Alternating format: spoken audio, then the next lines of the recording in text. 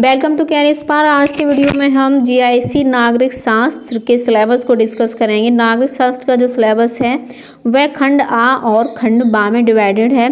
पहले हम बात कर लेते हैं परीक्षा पैटर्न के बारे में, जिससे हमें थोड़ा सिलेबस को भी समझने में आसानी होगी।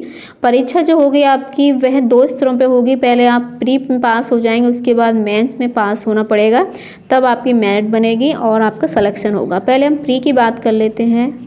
प्री का जो एग्ज़ाम है वह 2 पार्टों में डिवाइडेड है। 40 प्रश्न आएंगे आपके जीके के और 80 आएंगे सब्जेक्ट अर्थात नागरिक शास्त्र के सब प्रश्न आएंगे, और इस प्रकार से 300 अंकों का यह आपका प्री होगा। जब आप प्री में पास हो जाएंगे तब आप मेंस दे पाएंगे। इसके साथ आपको प्री में नेगेटिव मार्किंग भी आपको देखने को मिलेगी, इसलिए आपको इसका भी ध्यान रखना है। तो हम सिलेबस देख लेते हैं अब। इसके अंतर्गत राजनीति शास्त्र का क्या अर्थ होता है, क्योंकि हम नागरिक शास्त्र के बारे में पढ़ रहे हैं, तो हम जो सब्जेक्ट होता है उसका अर्थ, परिभाषा, प्रकृति और क्षेत्र ये सभी से आता है। ठीक है, इसका अर्थ क्या है, इसकी डेफिनेशन क्या है, इसकी प्रकृति, इसका फील्ड क्या है, क्राइटेरिया क्या है इसका। उसके बाद राजनीति शास्त्र, राजनीतिक विज्ञान, राजनीतिक चिंतन, राजनीतिक दर्शन, राजनीतिक सिद्धांत में अंतर। तो इसका क्या अर्थ है, इनमें क्या डिफरेंट है, और राजनीति शास्त्र का विज्ञान, समाजशास्त्र, अर्थशास्त्र, इतिहास, भूगोल, मनोविज्ञान, नीति शास्त्र से संबंध। जो राजनीतिक शास्त्र है उसका समाजशास्त्र से क्या संबंध है, अर्थशास्त्र से, इतिहास, भूगोल, मनोविज्ञान, नीति शास्त्र से क्या संबंध है, इसमें क्या कोरिलेशन है, ये आपको बताना है। नेक्स्ट है नागरिक शास्त्र की परिभाषा, प्रकृति और क्षेत्र। ठीक है, तो ये राजनीतिक शास्त्र की है और ये है नागरिक शास्त्र की। नेक्स्ट है नागरिक शास्त्र का अर्थ, अर्जन, खोने की विधियां, आदर्श नागरिक के लक्षण और आदर्श नागरिकता के मार्ग में बाधाएं कौन कौन सी आती हैं, पर्यावरण सुरक्षा के प्रति नागरिक के क्या क्या दायित्व होते हैं। नेक्स्ट है राज की अवधारणा क्या है, राज किसे कहते हैं, उद्भव के सिद्धांत, सामाजिक समझौता, विकासवादी, मार्क्सवादी। तो राज के बारे में मार्क्सवादियों ने क्या कहा है, विकासवादी से जो रहे हैं उन्होंने क्या कहा है। नेक्स्ट है राज के कार्यों के सिद्धांत, जैसे उदारवादी, समाजवादी, लोक कल्याणकारी सिद्धांत। उसके बाद आ जाता है संप्रभुता, जैसे शक्ति, सत्ता, प्रभाव। तो क्या नेक्स्ट है संप्रभुता, जैसे शक्ति, सत्ता, प्रभाव, तो इनका क्या इफेक्ट पड़ता है समाज के ऊपर। उसके बाद आता है कानून क्या होता है, स्वतंत्रता, समानता, न्याय। तो ये सब क्या होते हैं, इनकी क्या इम्पोर्टेंस होती है। उसके बाद आता है मोस्ट इम्पॉर्टेंट संविधान का अर्थ, प्रकार एवं वर्गीकरण। संविधान किसे कहते हैं, कितने भागों में है, इनका वर्गीकरण कितने में डिवाइड किया गया है, सरकार किसे कहते हैं, और इनके पास कौन कौन सी प्रणालियां हैं, आधुनिक शासन प्रणालियां क्या क्या हैं, संघात्मक, एकात्मक, संसदीय, अध्यक्षात्मक। ये टाइप की जो सरकारें हैं उनकी क्या इम्पोर्टेंस है। सरकार के ये अंग हो गए, जैसे व्यवस्थापिका, कार्यपालिका, न्यायपालिका, इनके संगठन, कार्य, इम्पोर्टेंस एंड पारस्परिक, इनके क्या क्या संबंध हैं। उसके बाद आता है लोकतंत्र की अवधारणा। लोकतंत्र किसे कहते हैं, ठीक है, जहाँ प्रत्येक प्राणी को अपने अकॉर्डिंग कार्य करने, वोट डालने, जॉब करने, रहने की सभी की जो छूट होती है लोकतंत्र कहते हैं। इसकी क्या अर्थ होता है, इसका क्या अर्थ होता है, प्रकार, सिद्धांत। उसके बाद आता है दलीय प्रणाली किसे कहते हैं, दबाव समूह और सिद्धांत। निर्वाचन प्रणालियाँ एवं मताधिकार। उसके बाद आता है राष्ट्र की अवधारणा, राष्ट्रीयता, अंतर्राष्ट्रीय, गुट निरपेक्षता। तो गुट निरपेक्षता किसने चलाई, कब स्टार्ट हुई, राष्ट्रीयता, राष्ट्र किसकी अवधारणा किसे कहते हैं, अंतर्राष्ट्रीयता क्या है और इसका क्या इम्पोर्टेंस है। नेक्स्ट है राजनीतिक व्यवस्था में विघटनकारी तत्व। ठीक है, एक जो राजनीतिक व्यवस्था में अगर ये सब चीज़ें आ जाएं तो वह क्या उसका विघटन होने लगता है, उसमें मनुष्य न रहकर जो फिर उसको क्या जाति के रूप में देखा जाता है, भाषा के रूप में, सांप्रदायिक के रूप में, क्षेत्रवाद के रूप में। तो ये सब क्या है, एक जो संपूर्ण समाज होता है, समाज को ये विघटन करते हैं ये 4 चीज़ें, जाति, भाषा, सांप्रदायिकता और क्षेत्रवाद। समाज के अंदर ये, राजनीति के अंदर ये सब नहीं होने चाहिए। नेक्स्ट है राजनीति विज्ञान में अभिनव प्रवक्ता, जैसे उदारीकरण, निजीकरण, भूमंडलीकरण, स्वतंत्रता, समतावाद, गवर्नेंस की अवधारणा, राज्य, बाजार, बहस, पंचायती राज, नव सामाजिक आंदोलन।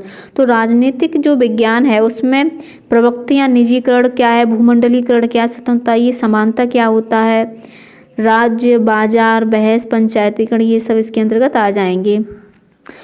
फिर भारतीय राजनीतिक चिंतन, ठीक है, इसमें मनु के क्या विचार हैं, कौटिल्य, महात्मा गांधी और अंबेडकर।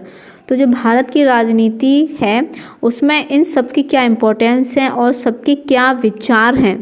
खंड वाक्य के अंतर्गत आता है संविधान से संबंधित क्वेश्चंस आएंगे।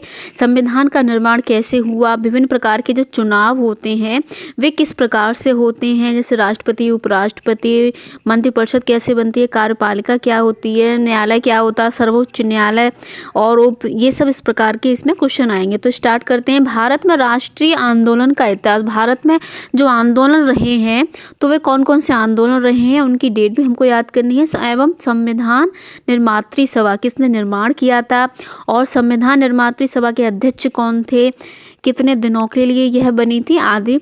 नेक्स्ट है भारतीय संविधान प्रस्तावना क्या है, इसका मूल उद्देश्य क्या है, इसकी विशेषता क्या है हमारे संविधान की, कहाँ से ये संविधान लिया गया है, इसकी क्वालिटीज़ क्या है, मूल अधिकार कितने हैं और किसको हटा दिया गया, मूल कर्तव्य क्या है व्यक्ति के। नेक्स्ट राज्य की नीति के निर्देशक तत्व कौन कौन से हैं, संविधान संशोधन प्रक्रिया क्या है, संविधान संशोधन प्रक्रिया किस प्रकार होती है, प्रमुख संविधान संशोधन और धारा 370 क्या है, भारतीय संघीय व्यवस्था क्या है, केंद्र एवं राज्य के इसमें संबंध क्या है।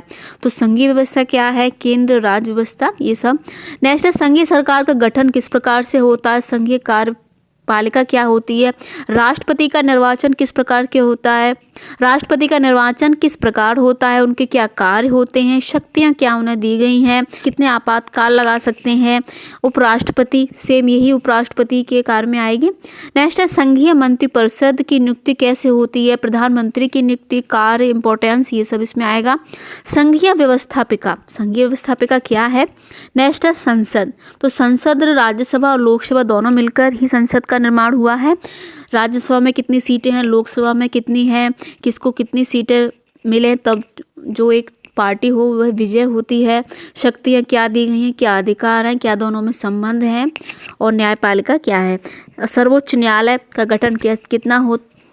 नेक्स्ट सर्वोच्च न्यायालय का गठन किस प्रकार से होता है, उसके पास कौन कौन सी शक्तियाँ हैं और एक किस अनुच्छेद में इसको कहा गया। अनुच्छेद हमें सभी का याद करना है, ठीक है, राष्ट्रपति का, प्रधानमंत्री का, संसद, राज्यसभा, लोकसभा, ये सब। न्यायिक पुनरावलोकन, जनहित याचिकाएं क्या होती हैं, राज्य सरकार, अभी राज्य सरकार का नीचे का पॉइंट है, राज्य सरकार का गठन किस प्रकार से होता है उत्तर प्रदेश के विशेष संदर्भ में, ठीक है, हम यूपी का एग्जाम देंगे तो इसलिए हमारे यहाँ जो विधानसभा विधान परिषद है तो ये हमें देखना है अपने राज्य के अकॉर्डिंग। मंत्रिपरिषद का गठन किस प्रकार से होता है, मुख्यमंत्री की क्या शक्तियां हैं, राज्यपाल और मंत्रिपरिषद के संबंध। विधानमंडल का गठन, कार्य, शक्तियां सेम उसी की तरह है सब इसमें भी। विधानसभा, विधान परिषद, इनके क्या परस्पर संबंध हैं विधानसभा का और विधान परिषद का। राज्य की न्यायपालिका, क्योंकि जो हम पहले केंद्र की बात करें तो सर्वोच्च न्यायपालिका, अब यहाँ से राज्य स्टार्ट हो गया है इसलिए राज्य की न्यायपालिका में उच्च न्यायालय ही ऊंचा होता है और उसके क्या क्षेत्राधिकार। नेक्स्ट है स्थानीय शासन, ठीक है, राज्य के अंदर जब हम जाते हैं तो फिर स्थानीय, जिसमें हम जिला, मंडल, ये सब इसके अंतर्गत आएगा। 73 और 74वें संविधान संशोधन अधिनियम के विशेष संदर्भ में स्थानीय स्वशासन की अवधारणा और स्वरूप, तो ये दो संविधान दिए हैं 73 व 74, तो इसके अंतर्गत क्या इंपॉर्टेंस है इन दोनों की। नेक्स्ट है भारत में सार्वजनिक अभिकरण आयोग, योजना आयोग क्या है, निर्वाचन आयोग, वित्त आयोग, संघ लोक सेवा आयोग और अंतर्राष्ट्रीय परिषद, तो ये मोस्ट इम्पॉर्टेंट है। खंड जो सेकंड है ये मोस्ट इम्पॉर्टेंट है। नेक्स्ट है लोकपाल एवं लोकायुक्त, तो प्रेजेंट में कौन है, प्रेजेंट में सर्वोच्च न्यायालय का मुख्य कौन है, लोकपाल कौन है, लोकायुक्त कौन है, तो ये जो न्यू है, राज्यपाल कौन है, तो ये सब हमें जरूर याद करने हैं। नेक्स्ट है भारत की विदेशी नीति क्या है और क्षेत्रीय संगठन क्या होते हैं, संयुक्त राष्ट्र संघ क्या है, मानवाधिकार और गुट निरपेक्ष आंदोलन। तो ये किसने स्टार्ट किए थे, कब हुए थे, तो ये भी काफ़ी इम्पोर्टेंट है। तो इस प्रकार से ये हमारा सेक्शन कंप्लीट होता है और इसके साथ ही सिलेबस भी कंप्लीट हो जाता है नागरिक शास्त्र का। तो आई होप आपके ये सिलेबस समझ में आ गया होगा।